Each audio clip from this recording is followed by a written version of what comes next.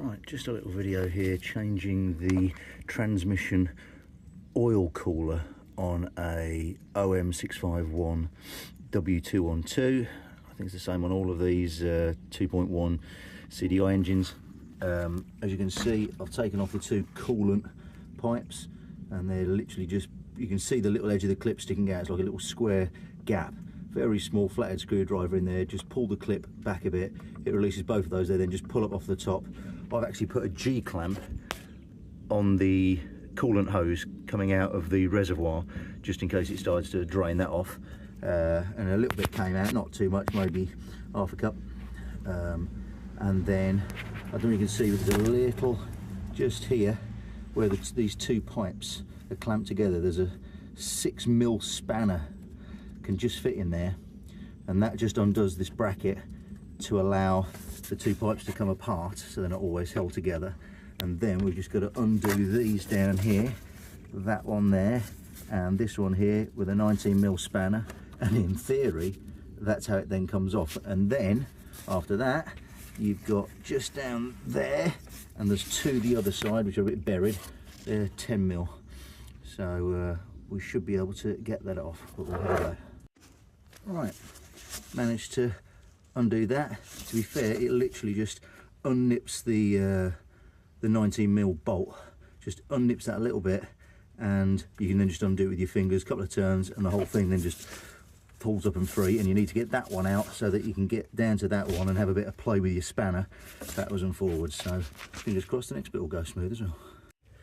Right, these are the two 19mm that are holding the oil pipes on. As you can see, they're both disconnected now, and all you need to do is these clips, these little black clips here, they are in there. There's like a little recess, and all you got to do while they're in place is you can turn them around while they're in place, and you just put your little very small flathead screwdriver.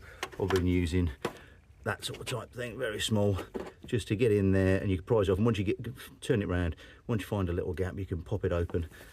That then comes out, and then that pulls off the end of the pipe. All right, so there's the old one off,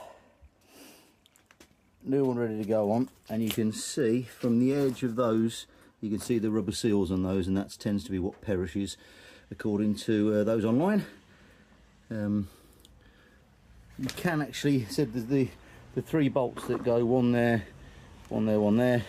They can come off and you can take it out like that if that's awkward. There are two big bolts which take the plate that sits on out, but they're those sort of hex bolts that I haven't got. I can't find my my set for them. So the other little trick they say is to actually fill the new one back up with the auto gearbox oil before you put it back in, because then you'll have this full and you won't be losing that amount out of the system, a bit like you can do with the oil filters. So anyway, let's try the next part. Right, so far so good.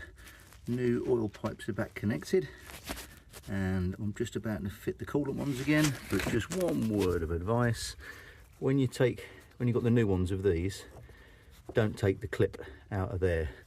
These little things, they are an absolute what's it to get back in again, to say the least. So yeah, these just screw them in finger tight as far as they go, and then literally the new pipe just pushes down. You'll feel it click under the clip itself, and then that's secured. And there we have it, all back together. Only thing really making note of is this joint here, as the coolant goes back on, that's actually movable. It doesn't matter which position that is as it clicks back over the top.